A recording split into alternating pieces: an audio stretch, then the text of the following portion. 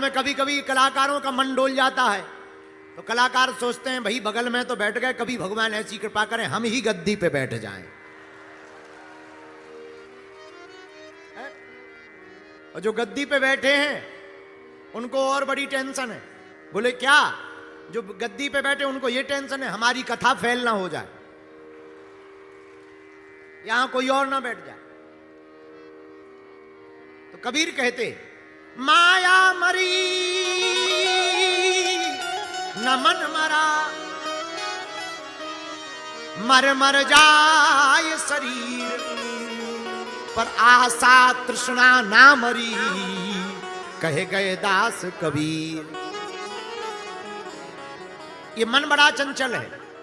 एक संत हमें सुनाया करते थे, ये मन बड़ा चंचल है, कैसे तेरा भजन करूं, जितना इसे समझाऊं, जितना इसे समझाऊं, उतना ही मचल जाए। श्यामा तेरे चरणों की, बाबा तेरे चरणों की, रज धूल जो मिल जाए, बाबा तेरे चरणों की। ये मन का बड़ा खेल है साहब, ये मन और कलयुग के जीवों की एक और बात है, मंदास मंद मतयो, सबका भाग्य मंद है। अब वेद व्यास जी चिंता में है कलयुग के जीवों का कल्याण कैसे हो। तब नारद जी ने कहा बुरा ना मानो एक बात बोले, आपने महाभारत में ठाकुर जी के विराट लीला का वर्णन कर दिया, चारों वेदों का निरूपण कर दिया, 17 पुराणों की रचना कर दी, एक पुराण रह गया। कौन सा? बोले इसमें ठाकुर जी की बाल लीलाओं को लिखो।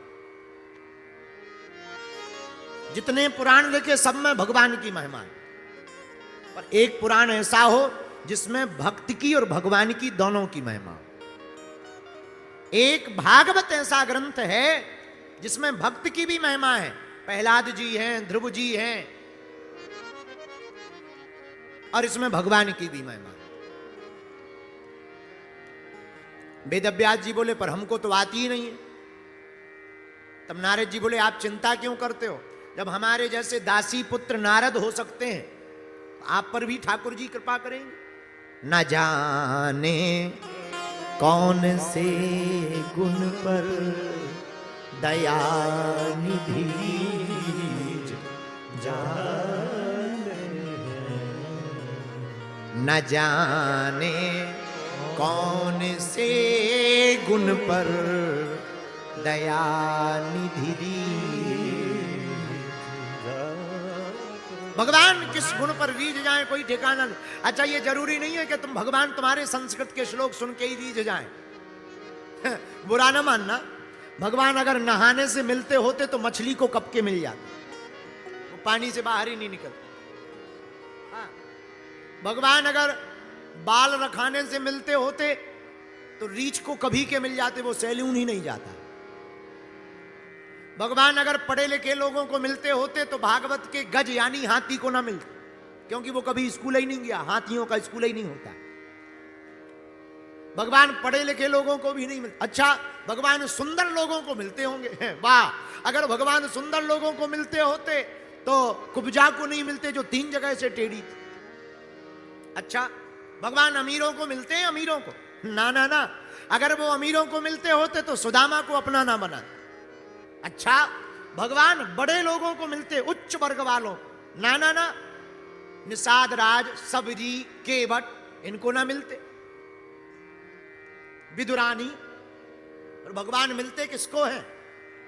न जाने कौन से गुण पर दया निधि रीझ जाते हैं, यही सब ग्रंथ कहते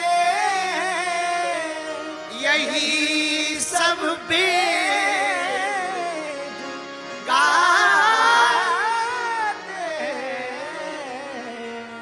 न जाने कौन से गुण पर। भगवान किस गुण पर रीझ जाए कोई ठिकाना नहीं है। भगवान सहज बस कृपा करते, बोलो सीताराम। तब नारद जी ने अपना पूर्व जन्म सुनाया। महाराज, हम नारद जी नहीं थे पूर्व जन्म में ना, दासी पुत्र थे। हमारी माता जी घरों घरों में जाके काम करती थी, तब भोजन मिलता था। अब व्यास जी चिंतित हो गए, चौंक गए, अरे फिर तुम नारद जी कैसे बने? बोले महाराज वही तो बता रहे, सुनो। चातुर्मास का महीना आया, 4 महीने होते हैं बरसात के, उसको चतुर्मास कहते हैं। उन 4 महीनों में संत ज्यादा आते जाते नहीं, एक जगह टिक जाते। नारद जी बोले महाराज हम थे दासी पुत्र, हमारे पिताजी तो थी नहीं, माताजी अकेली थी। वो गांव घर घर जाके सेवा करती, गांव में संत आ गए। चातुर्मास का महीना 4 महीने महात्मा रहे। गांव वालों ने हमारी और माताजी की ड्यूटी लगा दी सेवा में। माताजी तो रोज भोजन पकावे, हम रोज महात्माओं के लिए कभी फूल ले आवे, कभी फल ले आवे, कभी बढ़िया जो है उनके बर्तन को साफ कर दे में। वो शाम को बढ़िया बढ़िया मीठी मीठी कथाएं सुनावे, हम कथा सुनवे, सुबह कीर्तन गावे, हम छोटे छोटे हाथों से ताली बजावे, कीर्तन गाले में बड़ा आनंद आने लगा। महाराज कब 4 महीने हो गए पता ही नहीं लगा। 4 महीने पूरे हुए तो महात्मा जाने लगे। नारद जी बोले व्यास जी महात्मा जाने लगे तो हम बच्चे ही थे, हम भी पीछे पीछे चल दिए। महात्माओं ने पूछ लिया बेटा कहां जा रहे हो? महाराज जहां आप जा रहे हो सो हम जा रहे। बेटा ऐसा सुना कर, अगर तू हमारे साथ चले जाओगे तो तेरी मां गाली बकेगी कि महात्माओं को बेटा सेवा में दिया था, बाबा बना दिया। बाबा बना के ले गए, गाली और देगी। जा माता जी की आज्ञा ले आओ, माता जी हां कह दे सो आ जाओ। नारद जी बोले व्यास जी हमें पता था मां आज्ञा नहीं देगी, हम बच्चे हैं। महात्मा चले गए। जाते जाते हमने कहा महाराज कुछ दे दो। तो उन महात्माओं ने एक माला दे दी, ले इसी का जाप कर, भजन किया कर घर पे बैठकर, और जब माता जी आज्ञा दे दे सो हमारी तरफ आ जाना। उत्तर दिशा में महात्मा चले गए। नारद जी बोले व्यास जी हम भी छोटे बच्चे ही थे, घर आ गए। अब तो सुबह शाम एक ही काम, आहा माला ली और जो मंत्र दिया वही मंत्र लगे ठोकने। सुबह शाम माला जप में, और ज्यों ज्यों हम माला बढ़ावे सोई हमारी माता जी की दिल की धड़कन तेज है गई। क्यों? कहीं बेटा बाबा ना बन जाए। माताओं को और कोई दिक्कत नहीं होती, बेटा चोर बन जाए, डकैत बन जाए, नो प्रॉब्लम, पर बेटा बाबा ना बन पाए, ये बड़ी प्रॉब्लम, बाबा ना हो जाए। नारद जी बोले व्यास जी हम घर पे बैठे भजन कर रहे थे, एक ज्योतिषी जी आए, सोई हमारी माता जी बोली महाराज और तो आपकी कृपा से सब बढ़िया है, बस रुनक झुनक करती हुई एक छोटी सी बहुरिया घर पे आ जावे, दुल्हनिया हमारे बेटा की घर पे आ जावे, सो बड़ा आनंद है। नारद जी मन में सोचने लगे हे भगवान हम तो सोच रहे कब माता जी आज्ञा देवे हम संतों के पास जावे।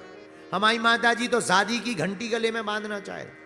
ये घंटी बड़ी खतरनाक है, जिनकी हो गई वो भी रो रहे, जिनकी नहीं भई वो भी रो रहे। नारद जी सोचने लगे कौन आफत में फंसे। मन ही मन प्रार्थना की हे महात्माओं कृपा करो। नारद जी बोले महाराज ऐसी भगवान की कृपा हुई कि शाम को माता जी गौशाला गई, वहां पर एक सांप ने काट लिया और माता जी मर गई। गांव वालों ने आके बताया माता जी मर गई। नारद जी बोले हमें बड़ी खुशी हुई। मन तो हुआ जरा डांस कर लें, ताता थैया कर लें, पर अगर हम नचेंगे तो गांव वाले सोचेंगे बड़ा पागल है, मां के मरने पे नच रहा।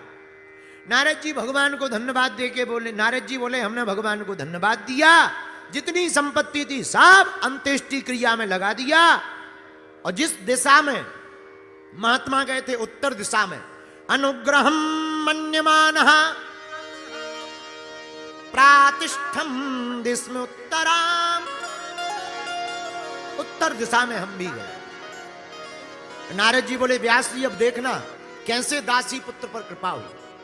महात्मा तो चले गए, बहुत दिन हो गए थे, मिले नहीं, पर हम जंगल में चलते चलते थक गए।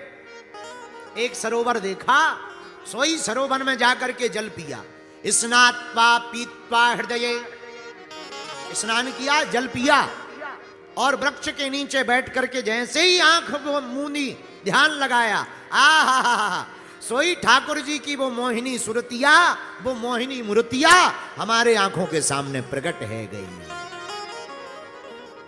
बोले कैसी मूर्ति? कस्तूरी तिलकम ललाट पटले वक्षस्थले कौस्तुभो नासाग्रे वर्मोक्तिकं करतले वेणु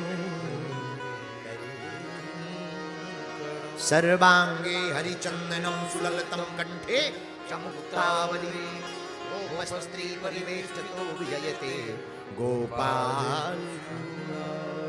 नारद जी बोले व्यास जी, आहा, वो मोहिनी मूरत, वो छटा, वो दिव्य रूप, बड़ी बड़ी आंखें, लाल लाल होंठ, आहा, श्वेत दंतावली चमक रही है, काली अलकावलियां उनकी घुंघराली लटें लटक रही हैं, कंठ एकदम भरा हुआ है, भुजाएं विशाल हैं, पीतांबर धारण कर रखा है, आहा, चितवन का क्या कहना, मधुर मुस्कुराहट का क्या कहना, गाल एकदम कपोल भरे हुए हैं ठाकुर जी के, और कदम के वृक्ष के नीचे बरहा पीडम नटवर वपु कर्णयो कर्णिकारम बिभ्रत्वासा कनिक कपिसम बैजयंतीम चमालाम रंध्रान वेणोदधर सुदया पूरयन् गोप वृंदे वृंदारण्यम स्वपदरमणम प्राविशद गीत कीर्ति प्राविशद